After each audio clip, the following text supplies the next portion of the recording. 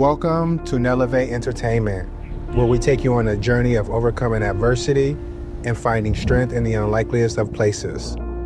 I'm your host, Lanale Robinson, and today we're breaking down barriers and shattering stigmas with a very special guest, Marcus Wilson, the man behind the unthinkable act that changed my life forever. But this isn't a story of anger or resentment. It's one of forgiveness, growth, and the power of the human spirit. We're calling it the Let's Nalevate Forgiveness Tour, and we're diving deep into the impact of trauma, violence, and the choices we make in the faces of adversity. Get ready to be inspired, challenged, and maybe even transformed as we explore the true meaning of Nalevate. To overcome adversity and challenges, transition and grow mentally to be the best version of oneself.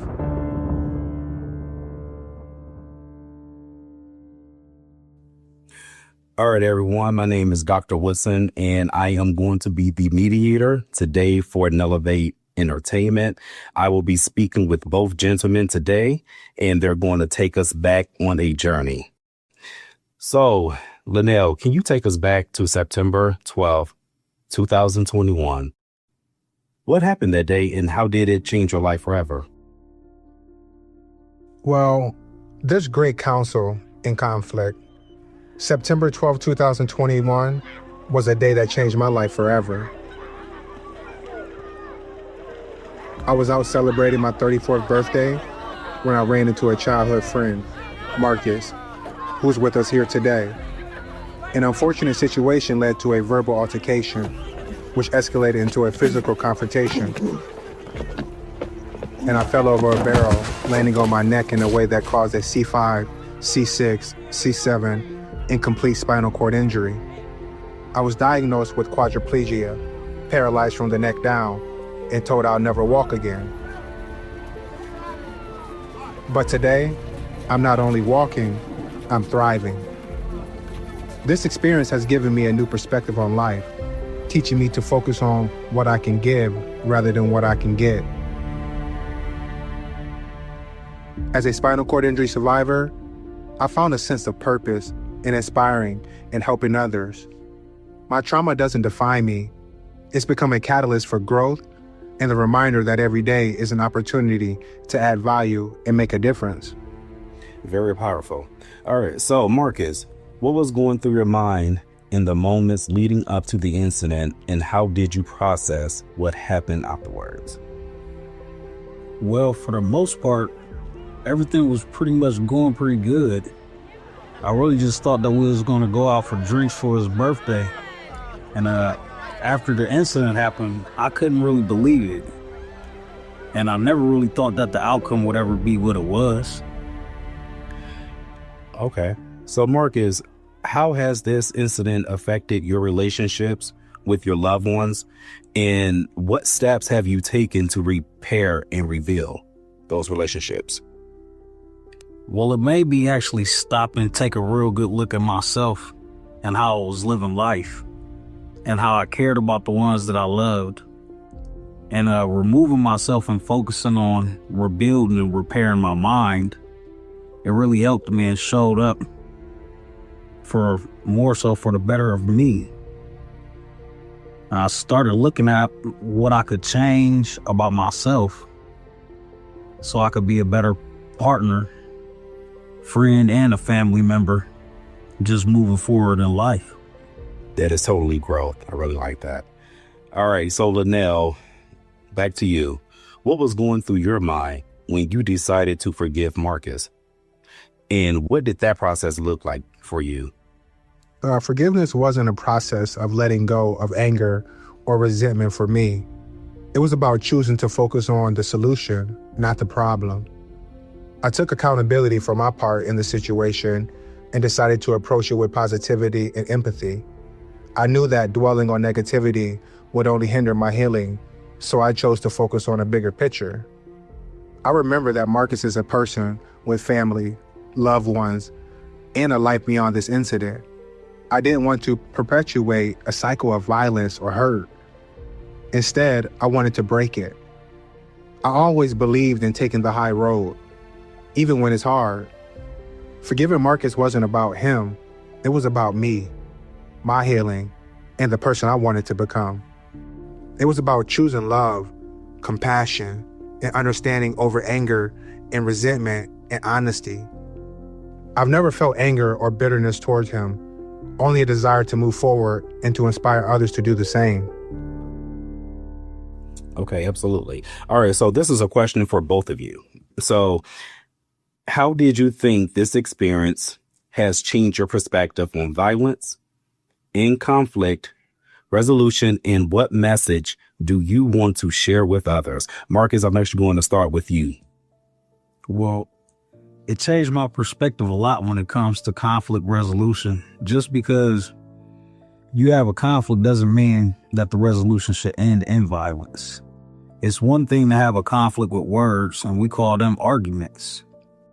But you alone should always keep in mind that the words you speak has a power that you have no control over. So you have to be mindful of the words that you speak and how you handle verbal conflicts so they don't end in a physical conflict. And one message I have for people is you can't control how someone feels or how they feel about you, but you can always try to make people feel good about you just by being kind. Absolutely. I totally agree. All right, Lanale, I'm going to go ahead and ask you the same thing. For me, this experience has been completely, shifted my perspective on violence and conflict resolution. I've seen firsthand how quickly things can escalate and the devastating impact it can have. It's taught me there's always a choice. We can choose to react with anger or respond with empathy. My message is simple. Let's break the cycle of violence. Let's choose understanding over aggression and compassion over retaliation.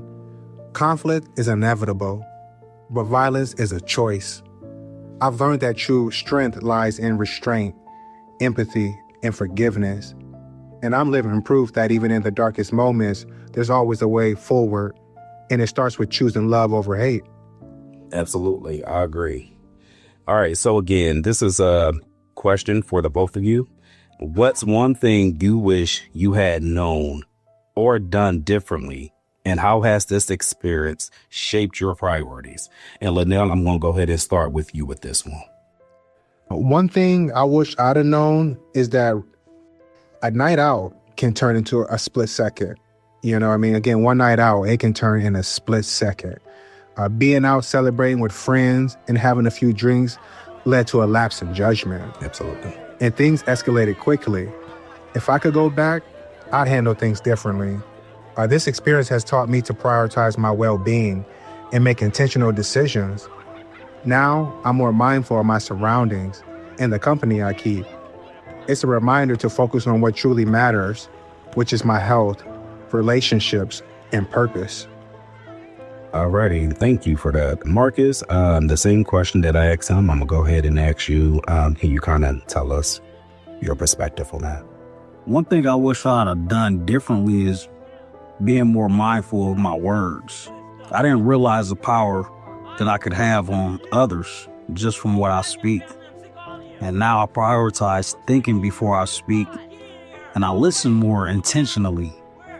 And I'm more aware of how my words impact people and try to keep that in mind when I'm speaking. Absolutely. Growth. All right, so here's another question for the both of you. What role has faith or spirituality played in your healing process during this situation? And how has it helped you find peace? And Marcus, if you can go ahead and answer that question for us first. Well, faith has been a huge part of my journey. It helped me find myself and understand how to move forward in life. And this experience has made me realize what true peace really is. It's not just about the situation. It's about my perspective on life. Absolutely. All right. And Lanale, how has you found healing from this? For me, as I often reflect, on James 1, 2 through 4, consider it pure joy, not lacking anything. It's a daily choice to trust the process, to let perseverance finish its work, and to rise above. Faith and believing in myself have been the driving force behind my healing journey. It's about tapping into that inner strength and knowing we have the power to overcome any obstacle. For me, faith isn't just about spirituality. It's about trusting the process, trusting ourselves, and knowing we're capable of more than we ever imagined. It's reminded me that greatness is within us all. And sometimes it takes hitting rock bottom to realize our true potential. Believing in myself has given me the courage to take risks, push boundaries, and redefine what's possible. It's a powerful reminder that we're stronger than we think, and our greatest strengths often emerge from our own greatest challenges. Absolutely. Thank you guys for answering that question. And here is another question for the both of you. So looking back, do you think you could have handled things differently? And what advice would you give to someone facing a similar situation? And Lanale, if you can answer that for us. Looking back, I wish I'd have remembered that words are just words, unless I give them power. Someone else's words sparked a reaction, and I'm not proud of how I responded, but it taught me a valuable lesson. My reactions are my choice. My advice is to take a step back, breathe, and remember you control your narrative. Don't let someone else's word dictate your actions. Instead, focus on rising above and turning pain into purpose. Surround yourself with people who uplift you and prioritize self-care. It's not about ignoring hurt or anger. It's about acknowledging it pretty much and choosing a different path. Okay, awesome. And Marcus, what advice would you give to someone who is facing a similar situation? Basically, looking back, things could have went way better than what they did. And had I known how they would have went, I probably would have driven the conversation towards a more joyful and happy environment for everyone. And for the people that ever find themselves in a situation like this, just always remember that you can't control the power people give your words. So you always have to choose your words wisely, more so joyful and happy. And then all that's really going to come back to you is joy and happiness. Absolutely. I really do thank both of you boys for sharing your thoughts on the night that happened, on the day that changed, both your lives forever. So here's the final question. What message do you both want to share with our audience about the power of forgiveness and overcoming adversity? Marcus, I'm going to go ahead and start with you with this question. Well, forgiveness really isn't easy, but it's always a transformative process. Absolutely. And when you work through it and let go of resentment, you'll see the true power in forgiveness. And forgiveness isn't about the other person. It's about you. It's what gives you the strength to overcome adversity. True forgiveness is where the real power lies. Absolutely. And Lanale, I'm going to go ahead and I would like for you to elaborate on the same question that I asked Marcus. For me, forgiveness isn't about others, like we mentioned several times here today. It's about you. Well spoken, Marcus. I love how you worded that. Forgiveness is about releasing the weight that's holding you back and choosing freedom. Adversity is inevitable, but it's in those moments we discover our strength. I walked through darkness and I found light on the other side. My message is this: don't let your story be defined by what happened to you. Define it by how you rose above it. You are not a victim. You are a victor. Your scars tell a story of resilience, and your survival is a testament to your strength. Forgiveness isn't a one-time act. It's a daily choice. Choose to rise, choose to heal, and choose to inspire. Let's break the chains that bind us and rise together. And so as we Nalevate together, remember this: I've been through storms that weren't meant to be calm. They were meant to break me open, not to break me down. The turbulence revealed my true character, stripped away the facade, and exposed my weaknesses. But in the midst of chaos, I was reshaped, redefined, and rebuilt. So the storm didn't destroy my purpose, it uncovered it. I let the pain forge my resilience, I let the fire refine me, and I let the darkness birth a brighter light. On the other side of that trial, I didn't just survive, I emerged stronger, wiser, and more resilient. The storm wasn't the problem. It was the catalyst for my greatness awakening. I let it do its work. And when it was all said and done, I rose not just restored, but reborn, with a strength that's unshakable and a spirit that's unbreakable.